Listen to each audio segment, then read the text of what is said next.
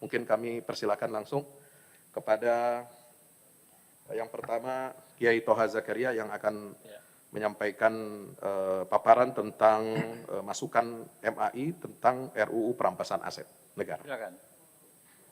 Bismillahirrahmanirrahim. Assalamualaikum warahmatullahi wabarakatuh. Yang saya hormati pimpinan Komisi 3 dan seluruh anggota Komisi 3 yang hadir pada kesempatan kali ini, para tokoh dan kiai Presidium Majelis Arah Indonesia rahimakumullah. Saya langsung saja, per 14 Agustus tahun 2026, DPR RI menyatakan bahwa rancangan undang-undang perampasan aset masih berada dalam tahap penyusunan dan penjaringan aspirasi publik sebagai bagian dari meaningful participation untuk memperkuat substansi dan legitimasi regulasi tersebut.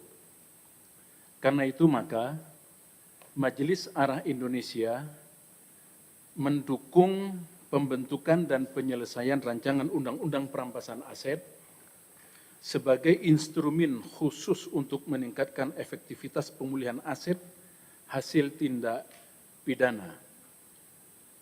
Dasar-dasarnya adalah firman Allah Subhanahu wa taala, wala ta'kulu amwalakum bainakum bil batil. Janganlah engkau memakan harta-harta di antara kalian dengan cara yang batil. Kemudian dalam kaidah fikhiyah ada 3 kaidah fikhiyah sebagai timbangan.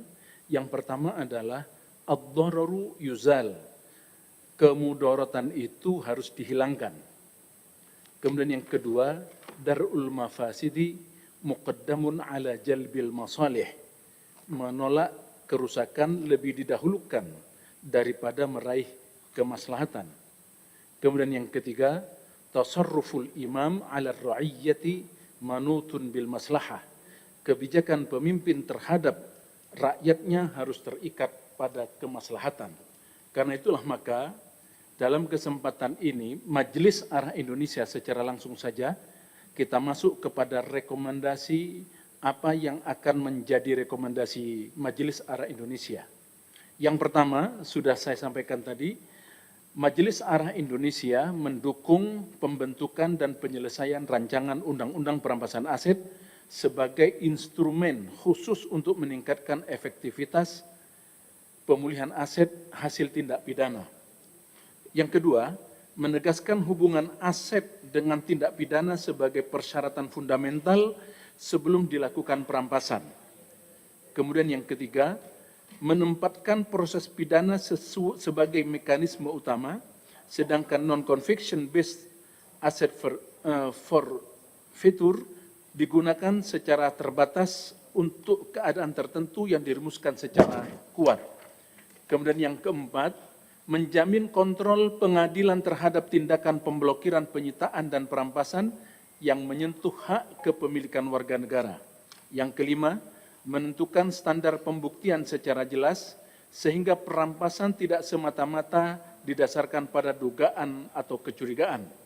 Yang keenam, mengatur pembalikan beban pembuktian secara proporsional tanpa menghilangkan asas praduga tak bersalah dan due process of law.